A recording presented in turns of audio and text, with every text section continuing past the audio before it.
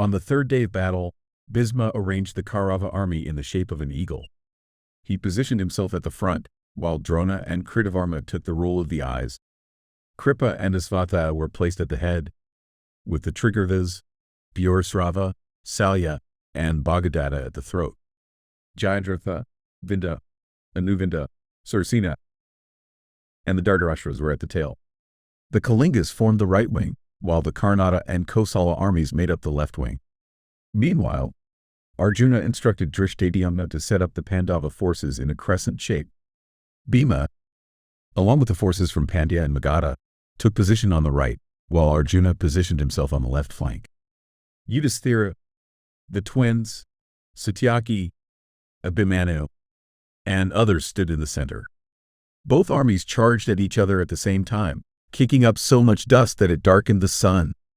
The warriors shouted their names and titles loudly to each other as they began their duels in the thick dust.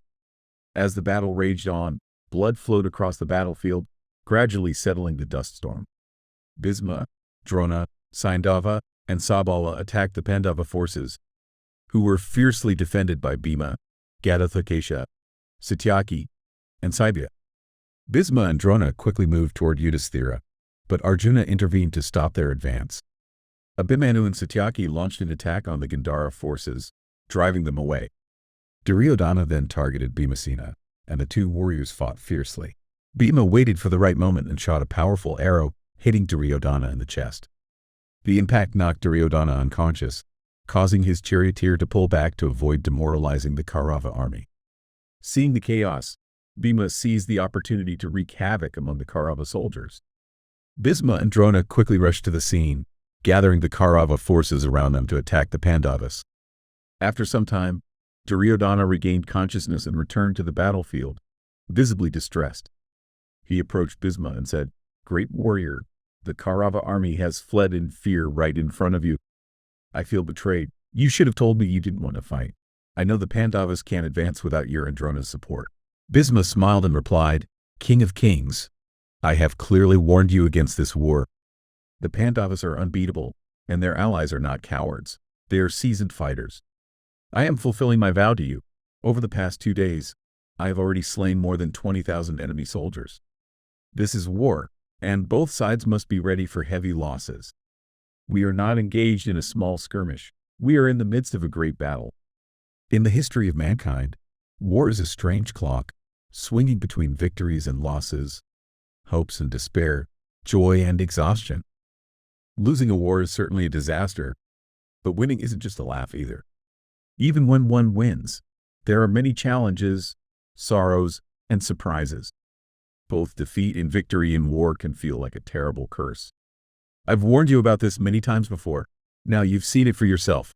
Regardless, I promise once again that I will fight to the best of my abilities and give my life for you.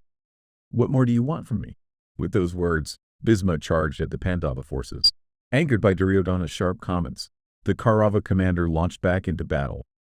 He rallied his troops and swept across the battlefield like a raging wildfire, appearing as if he were the god of death himself, come to collect his prey.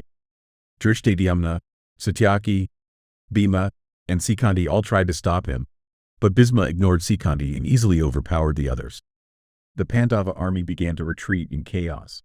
Sri Krishna turned to Arjuna and said, "Savyasachi, this is your moment to act without hesitation. If you don't turn this around and defeat Bhishma, we will lose the battle." Arjuna shouted, "Drive the chariot toward Bhishma." In an instant, Sri Krishna steered the chariot to where Bhishma was fighting fiercely.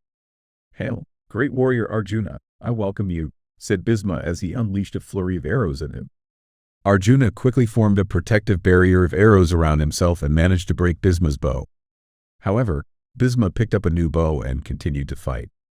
Arjuna was hit multiple times by Bhishma's precise shots and had to defend himself.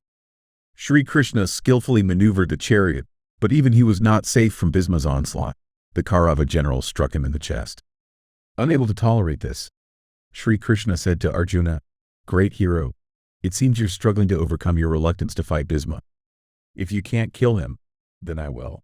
With that, Sri Krishna took control of the reins, grabbed his discus, and jumped down from the chariot. Satyaki rushed over, encouraging the retreating Pandava soldiers to rally and return to battle. Sri Krishna then said, "Why are you asking the cowards to come back?" "I've made up my mind to join the battle," declared Sri Krishna. "I will defeat Bhishma, conquer Drona, and overcome Duryodhana and his warriors. No one else needs to fight. I will crown Dharmaputra today. No matter what happens, I will not back down." Everyone was shocked by his words.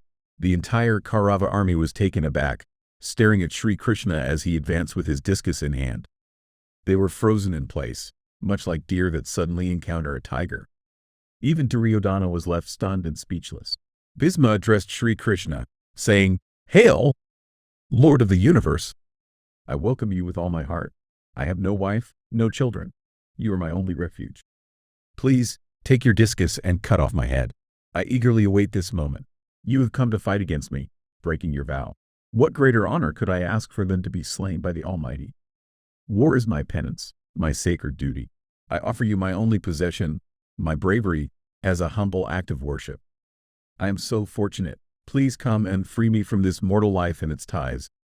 At that moment, Arjuna jumped from his chariot and rushed after Sri Krishna, wrapping his arms around him in a pleading embrace. "Please return to your chariot," he begged.